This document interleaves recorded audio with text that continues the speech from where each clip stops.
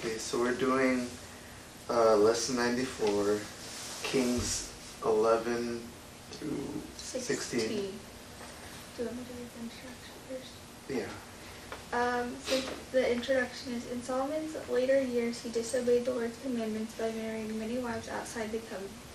Some of Solomon's wives encouraged him to worship idols and turned his heart away from the Lord.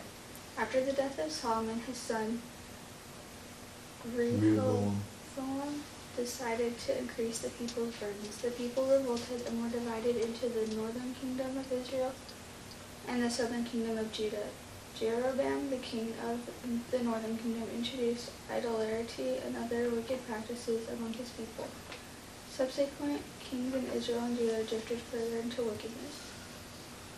So what we wrote down for our principle is try to marry within the church. And to develop our understanding of this principle, we asked ourselves, what kind of effect would it have on someone who decides to marry outside of the church?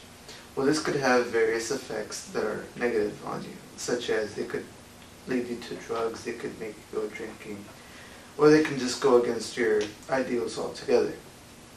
So, for number 3, the one example would be in Kings 11, King Solomon marries multiple women outside of the church. Then they turn him away from God due to not being within the church and not having the same ideals.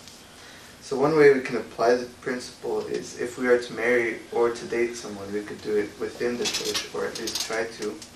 Or we could go out with someone or marry someone with our same ideals and would try to change us. And I say these things in the name of Jesus Christ. Oh, Amen. we have a quote. And if marriage is perhaps the most vital of all the decisions and has the most far-reaching effects that it has to do not only with immediate happiness but also with eternal joys. It affects not only the two people involved but also their families, and particularly their children and their children's children's down through many generations. By Spencer W. Kimball.